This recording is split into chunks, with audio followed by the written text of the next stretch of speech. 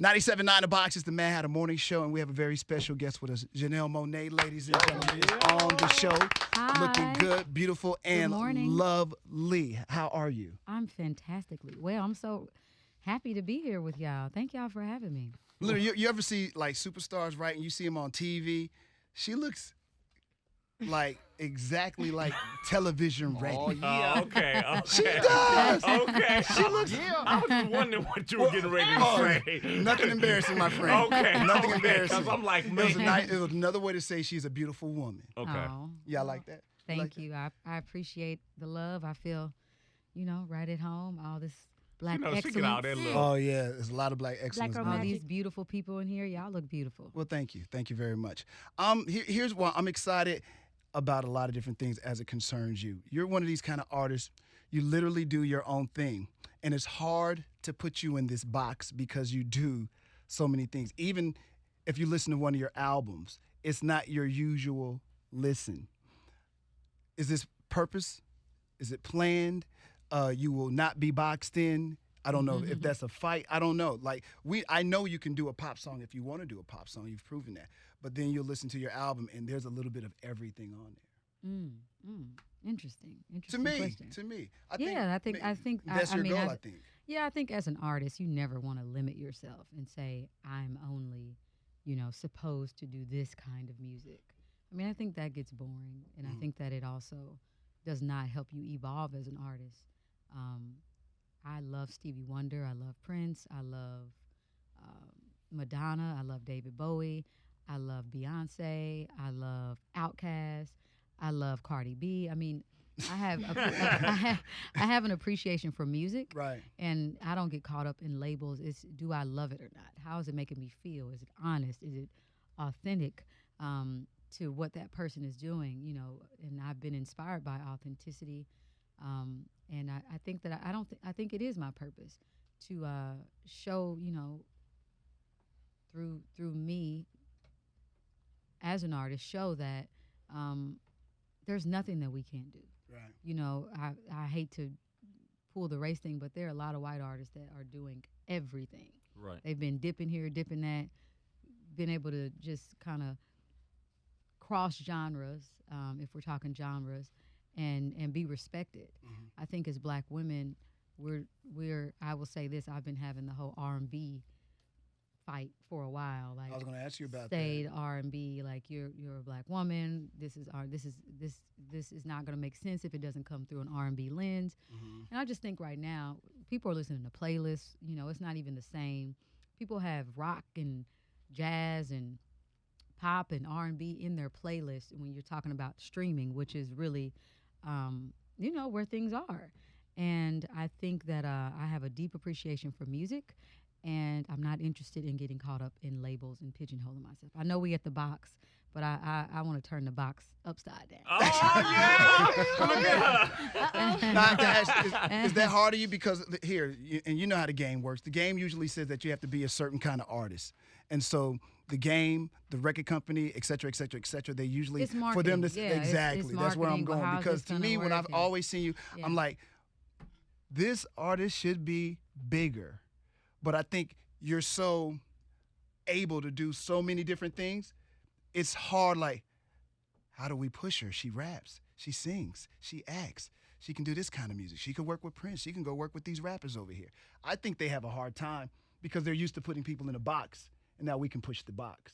When you have an artist that is this wide open, there's not a lot of artists.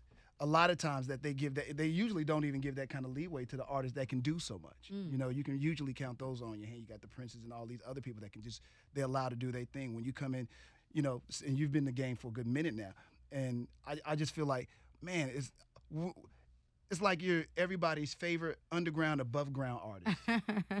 Is that all right if I say that? Yeah, Does that make sense? Listen, for me, I don't get caught up. I appreciate the love from everybody, and I think I just do what's in my heart. I let them. I'm not a You let them marketing. figure it out. I let them figure that out. Yeah, I'm happy. I feel very thankful and privileged to be able to give music and be able to have a career. I mean, there was once a time where I was selling CDs out of my Mitsubishi Galant. Oh, you in had Atlanta. one of those? Yes, green. Where I was, living in a boarding house with 6 other girls, performing on library steps, working at Office Depot. Got fired from there because I was spending too much time working on my music career. So, I mean, this is amazing. I don't have any, this is awesome. This is a positive thing to be able to do what the fuck you want to do. And I know we're live. That's all right. Because y'all bleep me out. Be It'll come free. out tomorrow, Feel right? free. Okay. Right. Yeah, Feel free. I don't think this is the year. I mean, we got Black Panther, Right. No, but people have said in the past, the marketing, even at Marvel, they didn't believe they didn't in that expect that comic. this- They yeah, didn't know you're that right. was gonna do what it's gonna do. You're right. So, listen, we're in the time of Black Panther. This is not about trying to tell somebody what they can't do and what they shouldn't do and how to market something. The people know Right. what they want. The people will speak. When This you is- say and, that, it reminds me of that video you just dropped for Pink. Oh, you doing what you want to do. Oh, my God. I'm just like, that is a video.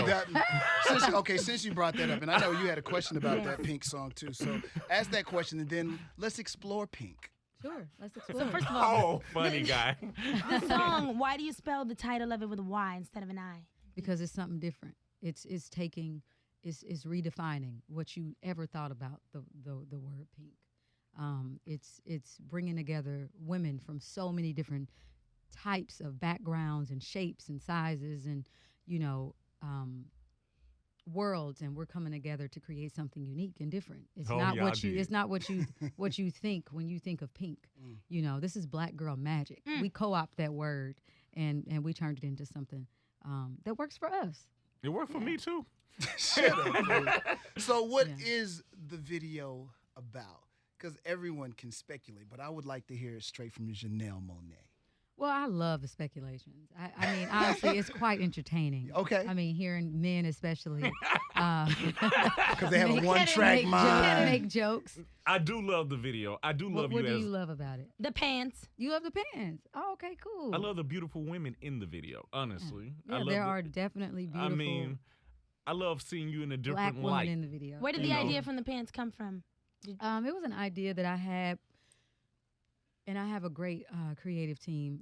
A few of us got together and we were just going through visual ideas and,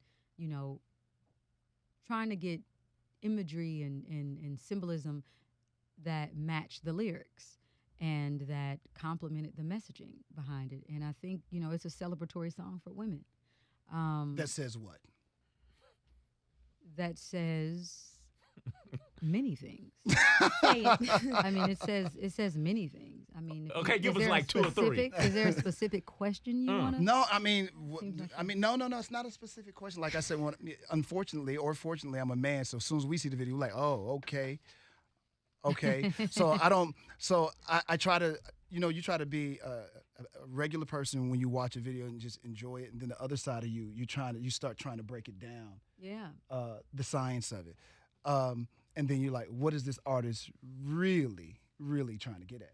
So since I have Janelle here, I don't have to speculate. I can just ask her.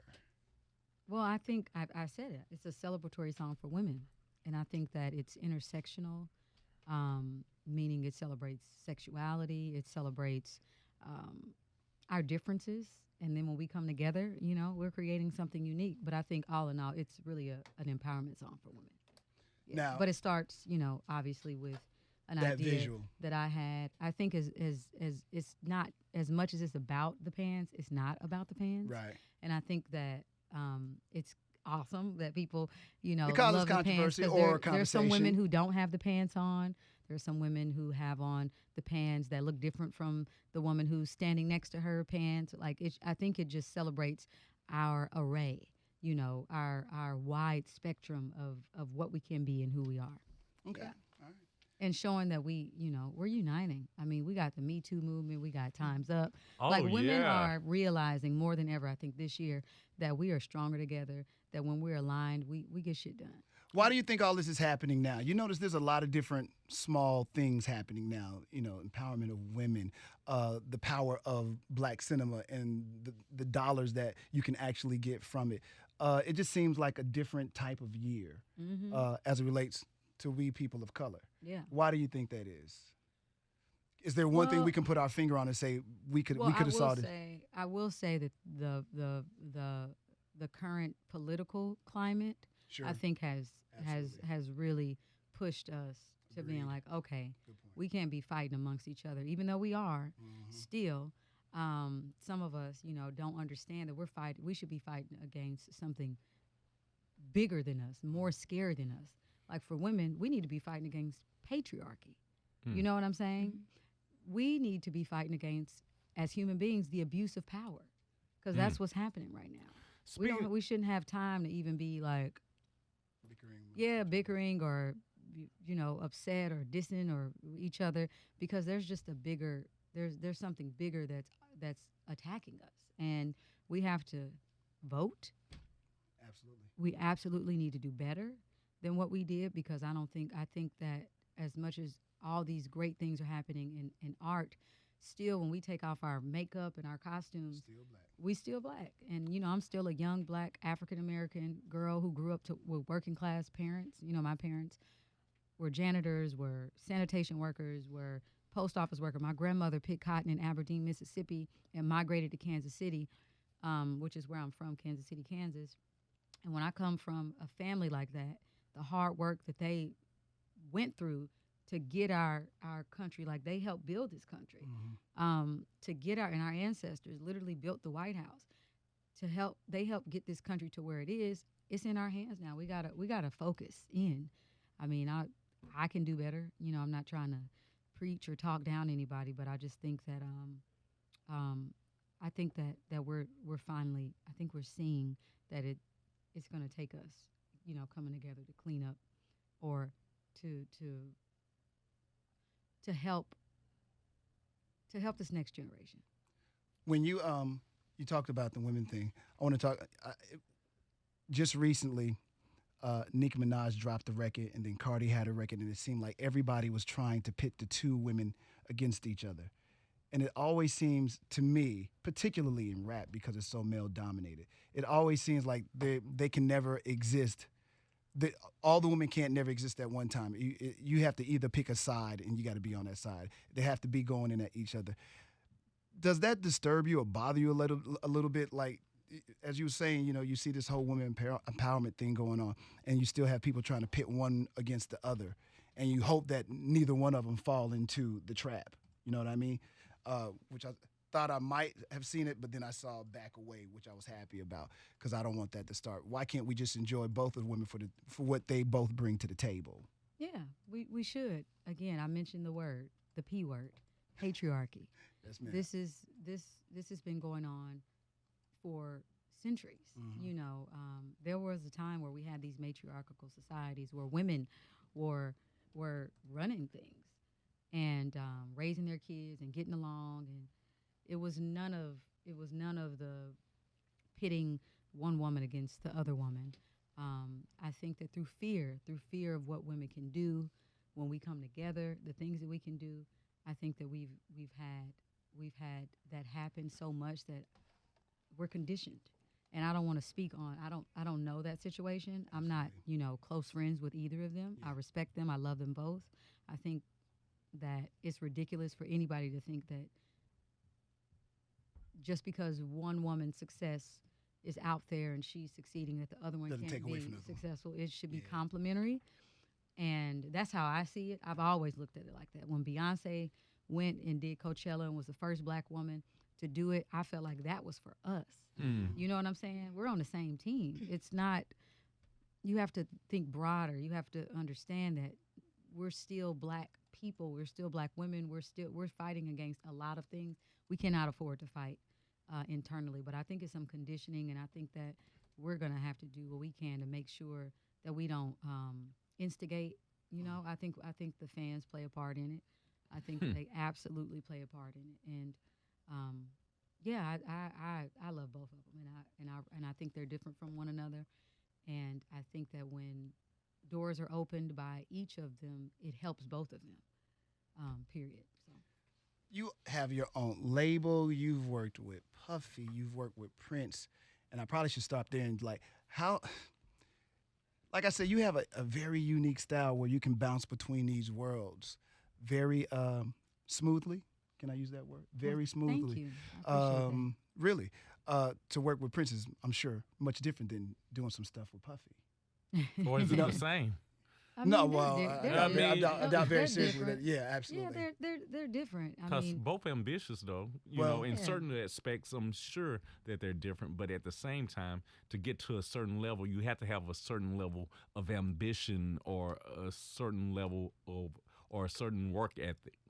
yeah, both of them had impeccable work ethics, and you know, Puff was somebody who saw that I had my own record label. I was doing my thing in Atlanta, and just said, I don't want to be a part artistically. I just want people to know about you. So I'm forever thankful for Puffy. Oh, really? So that's how that Yeah, deal worked. That's how that worked. Wow. Yeah. So we he had- never had no creative input. Didn't say, I think you should do this. He just No, I'm I just mean, giving you this. obviously, I Right. want to know his advice. I mean, he's been in the industry for a very long time. Yeah.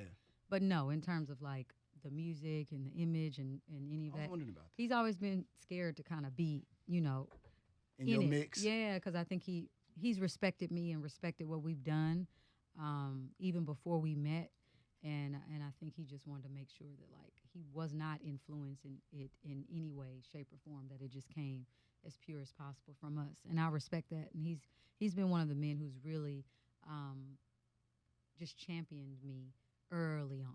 Like he's always been there when we need advice, fighting on our behalf, going into the record company, What? being like, yo, like this is what we want to do. I think Prince, and it's a little difficult for me to speak on him because I had a personal relationship with him.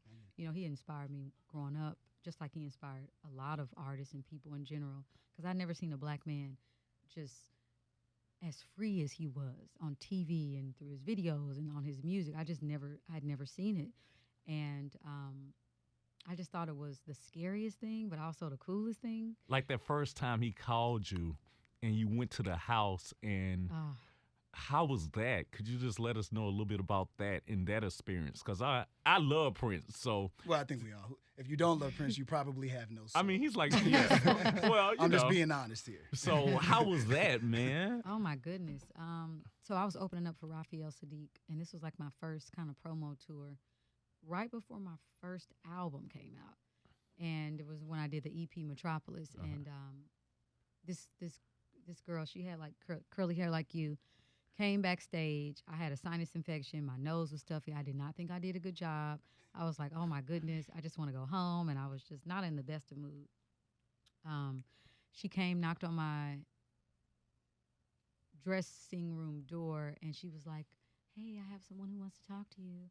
And I was like, who? First of all, who are you? How'd you get back here? She was like, my name is DJ Rashida, and I just have someone who wants to talk to you. And so she gave me a cell phone, and I was like, hello. And then I hear this voice say, hello, Janelle.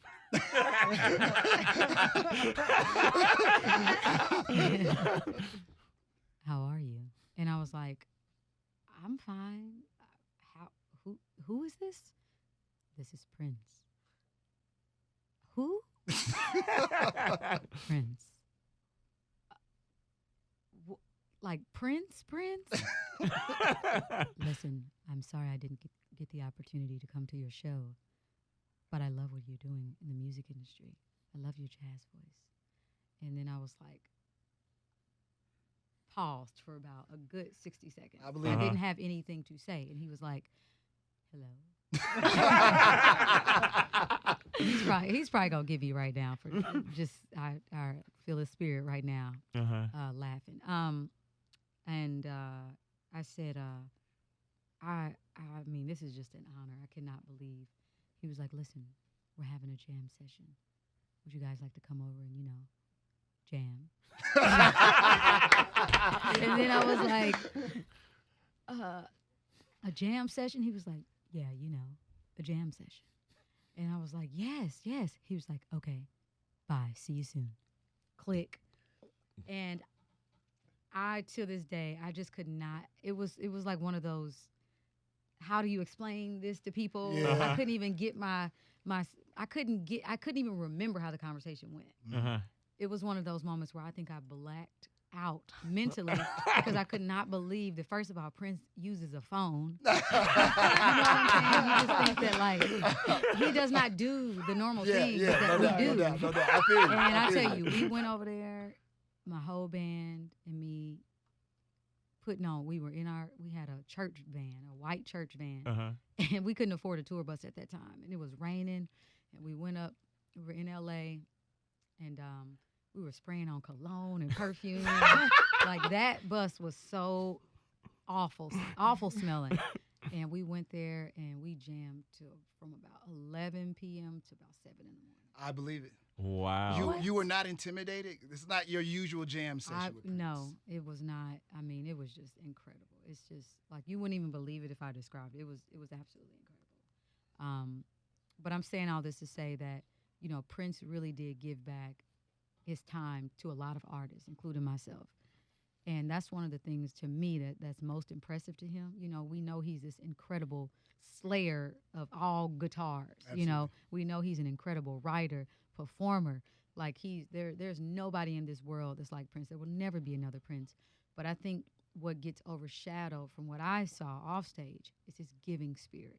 He would give to charity after charity. He would give to artists, and he just didn't want people knowing that he was doing that. He was very private about his giving. And he was on my last album, The Electric Lady. We did a song called Giving Them What They Love. Mm-hmm. And I mean, I thought I was going to have the hardest time getting him on the album. Really? The easiest the easiest person to get on the album. He was like, what do you want me to do? Like, he just let me engineer, like, everything. Like, so what did you say when he said, hey, what do you want me to do? I told him, because I had it in my mind, like, you don't come to somebody like Prince and not know what you want them to do. Yeah. Right. You know, like, you need to have some type of direction and some plan, so you We've heard this can about convince him. And I thought it was going to be the hardest thing, but it was like, it was just incredible. So he's dearly missed. I try to honor him whenever I can, you know, and yeah, he is just somebody that I think will feel his presence generation after generation after generation. He's transcendent. Yeah. I think sometimes some of your music sometimes has that Prince-like feel to it. It seems to be in there somewhere. You know, you mentioned Metropolis too. I know that was supposed to be a series of those. Mm-hmm. Is that ever going to resurrect itself, or are you done with that? Which is a deep concept. Can you explain the whole Metropolis? For real. I mean, this is when you know an artist is on another level. That's why when you first came, I'm like, man, I sure hope this one makes it, because you came out the gate with concept. And I don't, you know, companies, they just, you know what I mean? Sure. Can you explain that? Well, I mean, listen, you know, Metropolis, the Arcandroid Electric Lady, it's a more science fiction, far in the future concept that deals with the android. And the android is a human developing, or is a robot developing human characteristics. I use the android to parallel it to being a marginalized person in today's society. Mm. So the android is a new form of the other. So imagine, I parallel it to being in the LGBTQ community. Mm-hmm. That's a very oppressed group. Being a minority, you know, being from a poor class, being excommunicated, because you challenge your church, you know, on certain religious beliefs. You have questions. Just someone who is pushed to the margins of society because of who they are and because they may challenge the status quo. So that's why I used the android, but it was more 2719.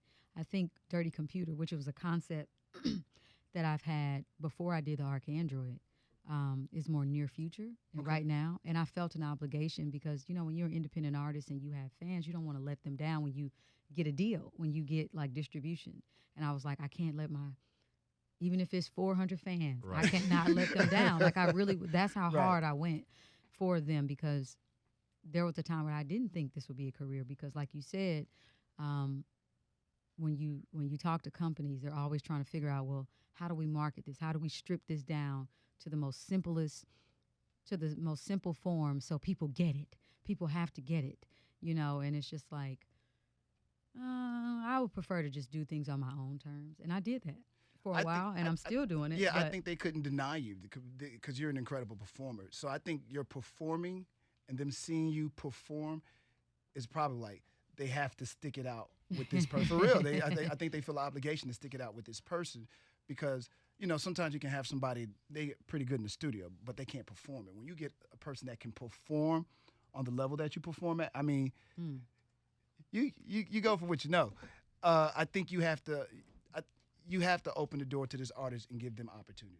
Man, well, I'll say this. I think that's what happened. I've been very blessed to have a great partnership with, you know, Atlantic and Warner, and I think it's important for artists, if you're listening now, to take time to develop yourself before you get into these situations, because it's gonna go fast. You know, it's gonna go even as you know, the time that I'm taking to put into these projects, it's still at a faster pace than when I was just doing it by myself. You know, it's like you got radio interviews, you have magazine articles, you got to shoot videos. You need to really know yourself and have boundaries, you know, to say, hey, I'm willing to do this, I'm not willing to do this, and be upfront about those things. But it starts with you knowing yourself and what you would like to convey as an artist. And I had the opportunity to really develop myself early on, and I'm super thankful for that because, you know, when you come into this industry, you can really be stripped of the things that make you unique and make you special. And so this album, Dirty Computer, that I'll be putting out April 27th, is a concept that I have for a while, and it deals more with, with me, and it still deals with embracing yourself, embracing the things that make you unique, even if it makes others uncomfortable. It's still fighting for the underdog. It's still celebrating those who are oftentimes left out of the conversations of what it means to be a human being, to have human rights.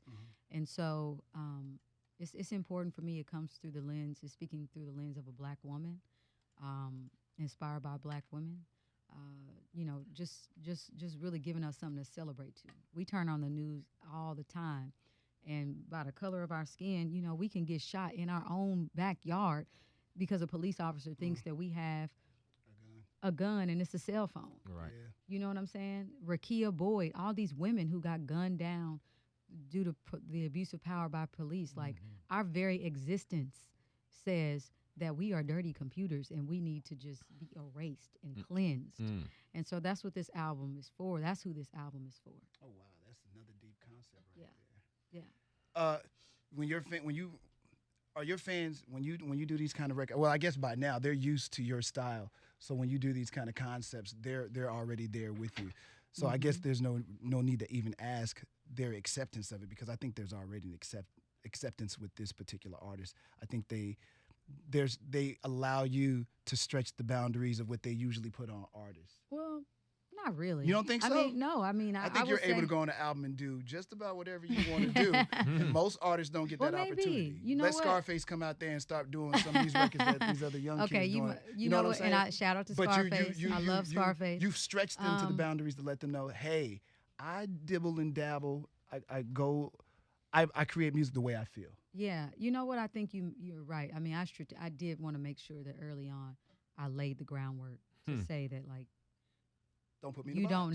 You don't know what it is that I will do early on, so don't think that I'm going to just, continue to stay monolithic and just stay, making one album with one song, one long album that feels like one long song. I'm not interested in doing that. A lot of artists out there doing that.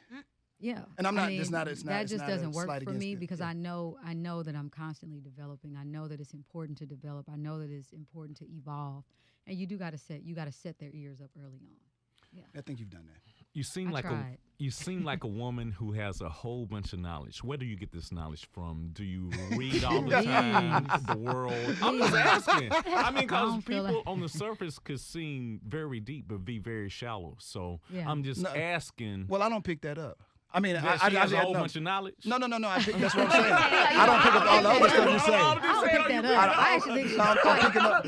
She understands. She's talking about stuff that she understands. So I don't. I'm just saying. I'm just asking her. She seems very. Well, I try to read. I mean, I'm not the smartest girl on the block. I don't think that I am. Every time I look at your interviews and stuff, you say some great things. I come across like I'm intelligent.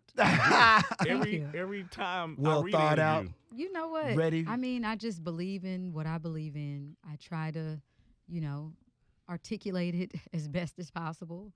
I think that artists have to be good communicators. I don't think that, it's about just being so different, and so unique that you're not communicating properly. Because then, what's the point? If I have a message and I can't figure out how to articulate that properly, then it's not really worth anybody's time. And I try to make sure that I can articulate it as possible. I do read a lot. What's your favorite I can book? always read better. I'm reading this book, and it inspired the album. It's called The Great Cosmic Mother. Ah. Yes, I encourage everybody to read. Just read the first 3 pages. What's it about? It's about the concept of women just being at the head of creation. Wow. And it talks about how we were when we were in matriarchal societies before patriarchy. Before people use religion and church. I would just say church. To control us, to control the woman. So it's like that definitely is in when I was writing. That this fool love to read right here, so if we you run guys into the wanna bookstore know- after we get out of here. Right. If you guys want to know what really inspired Pink, that book. Okay. Office is gonna read this book, so I know She I don't was. believe you. Trust me. This kid's getting ready to go get the book. I've seen her before, so I'm gonna Have see you? her at the BET. I know I'll see you at Yeah. BET. I've seen you many I'm times. gonna ask you about it. So I promise you, So you I'm gonna better be have ready. it. I'm gonna have a book Yeah. report for you. Yeah. Jazz, you been so quiet over there? Have I? Yeah. Yeah. Okay, let's talk about Hidden Figures. So what was it like to be a part of such a historical story and being in that movie? Wow. Hidden Figures. Man, I mean, I didn't even know these women. I didn't know that there were 3 black women or women in general who were responsible for getting like the first American astronaut into space. And if it were not for their calculations that they did on hand, by hand, we didn't have calculators back then. 1 decimal off, John Glenn and all the astronauts would have died. So I didn't know that growing up, and when I read the script, it was a must-do. It was like, I have to know. I have to let other people know about these American heroes, because that's what these women were. Mary Jackson, my character, Katherine Johnson, Dorothy Vine. These are American heroes, and it just made me more inspired to create this album, because I said our stories are being erased. They're not being told. And I felt like I had a deeper responsibility to tell my story, because who else is going to tell it? If we're not, as black people, doing all we can to get out our stories and show our range, to show that we were at NASA, we were also in, from the hoods to NASA, we have contributed so much to this country.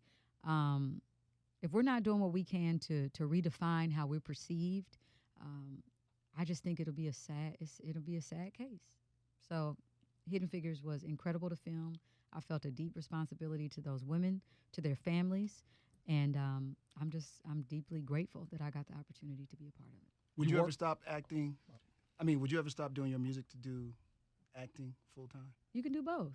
Like, I grew up doing both. Okay. I was always in talent shows, at the mall, in school. And I was a drama club kid. I studied Shakespeare. That was my after-school program. I was an international thespian. We went on competitions. International. Yeah. And that's really all I had. I mean, I don't know if y'all know a lot about Kansas City, but Kansas City, Kansas, in particular, Wyandotte County. Shout out if there's anybody here listening. I actually have a cousin who lives here, Shala. She probably might not be listening, but I love you. She's from Wyandotte County, Kansas City, Kansas, but it's the poorest county in Kansas City. Wow. So we didn't have a lot of money for arts and things. And so the programs that we did have were little, small, but they meant so much to all of us who were in there. Because you go down the street and your friend is getting shot and killed. Yeah. it's a lot of gun violence going on there, and especially in the summertime, it's a lot of that. You can go back to school and you might not have one of your classmates with you. So that kept me out of trouble. I, had the opportunity to have mentors who believed in me. My parents were working. People would come and pick me up, take me to school. Take me to after school program, all that stuff. It helped me. So when I got the opportunity to do film, I felt more complete because I felt like I was missing. Like even my mom, she was like, I don't think it clicked to her that I was doing anything. Like she was proud of me, but it wasn't until I got in Hidden Figures in Moonlight. Oh, that's my daughter. That's my daughter. No, she was like, you need to be doing movies because she grew up seeing me acting and singing, and she was just like, something's missing. So to her, you're an actress. No, to her, it's like, I want you to be able to do both. For her, I think she does love movies. She loves music. I think she loves movies. I get you. Are you coming out with a film for the album? Yes, I am. When does that come out? The same day as the album. Okay. Yeah, I'm really. It was stressful. So they coincide. It's an album.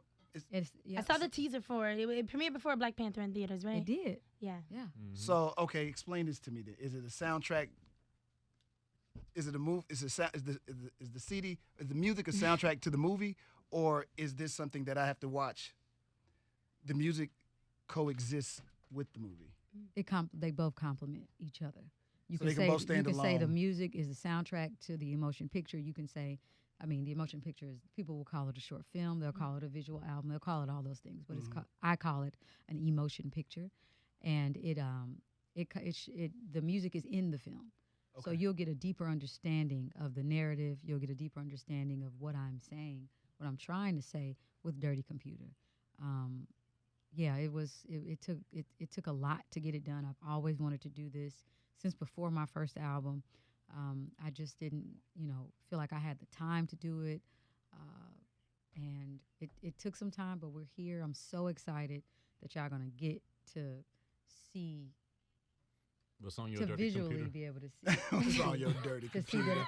yeah. You said what? To We'll see get a what's on chance your to see what's dirty on your dirty computer. To see computer. to see what's in my This to kid. see what's in my CPU. Yeah. This kid. Would you say this is your most vulnerable album? I think so. Yeah, So definitely. we'll learn a lot about you. Yeah, you'll learn a lot. All A of it? lot. No, I'm a very private person, but I tend to lean on self-editing before I even start recording. So there were times where I would just walk out the studio or I just wouldn't go because I was just like, I don't want to talk about that. I don't want to talk about that. But you got to have people around you to hold you accountable. Like when you tell them, like, this is what I want to do. And I did. I had a great team who were very supportive. And it was just like, record it. You can always edit after. But don't self-edit, before. And I think doing Hidden Figures, doing Moonlight just made me feel like I felt a deeper responsibility to tell my story.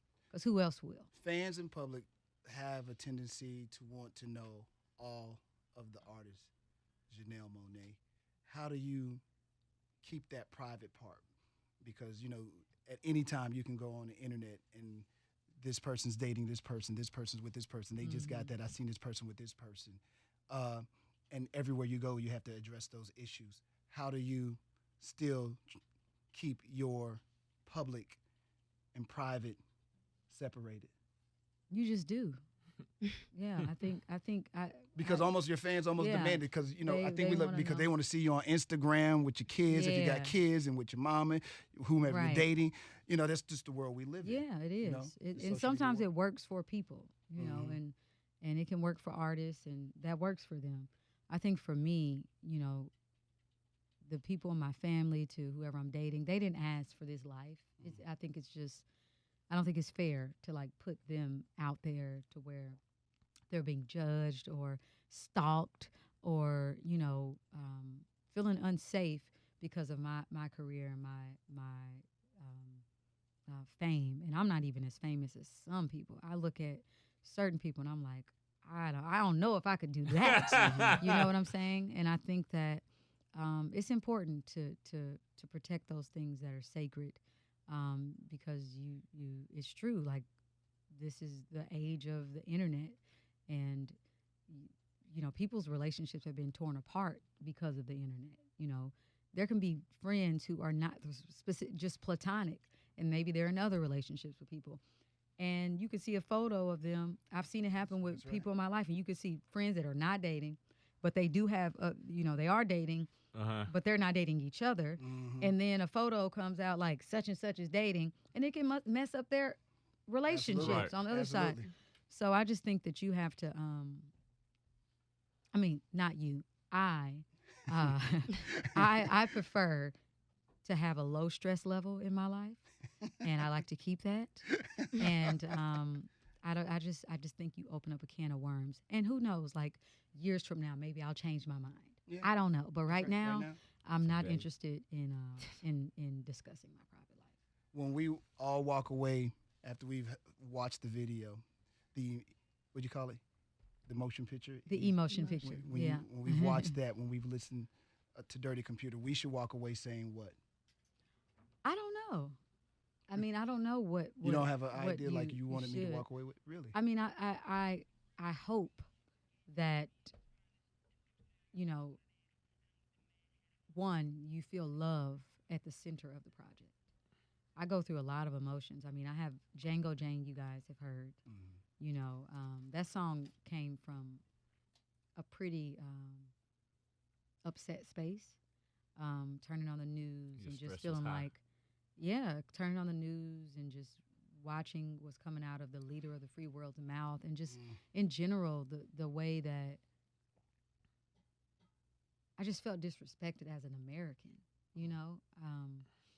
and I think I felt a deep responsibility to stand up for women, Black women in particular, on that song. And I tried to be as clear as I possibly could, but I also tried clear and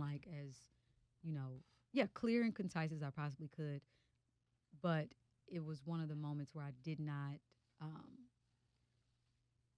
care about respectability politics, meaning, this nigga is used a few times. I know we use it, but I don't think people heard me use it. And we were at home and we were talking, I would talk to you guys freely in that way. But to go in and record that and to say certain words that are on that song, I didn't know how people were going to react to that. I thought that people were just going to be more concerned about how I was saying something versus the issues that I'm talking about, which we also get caught up, and that bothers me. That people can be more concerned with how somebody said something, like, oh, that's too vulgar, but not understanding why that person is saying that. Like, why?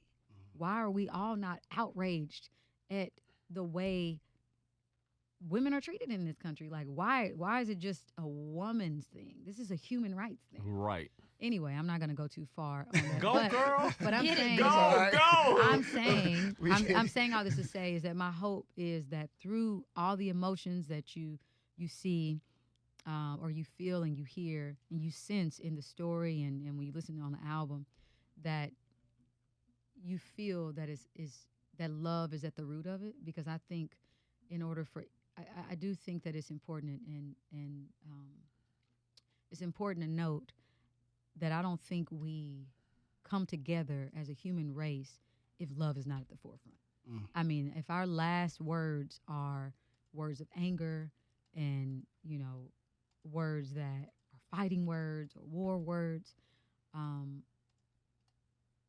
we're not the unity and the empathy for one another is not gonna start. So I've realized through this process that love has got to be the last word. It has to be the last word. It's hard, it's difficult, but that's what it's gonna have to be, and to reach any real change. And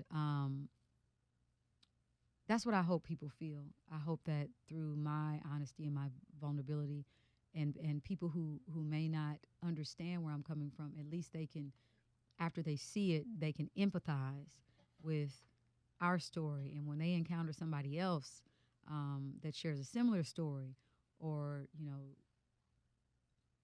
that's reminiscent of what it is that I'm talking about, that they're a little more easy on them, that they don't have that unconscious bias. They won't have it, that we're able to really see each other. And I hope that all the dirty computers around the world feel seen, feel heard, feel celebrated, because this is for us. Like, it's not the year to go backwards. This is the year to move forward. This is the year for Black excellence. This is the year for us to do whatever we want to do, and knowing that knowing that we're going to support each other, and knowing that we are going to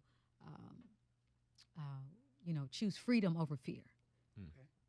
So I hope that those things come across, and I hope that we can see y'all on tour and we can keep the party going, man.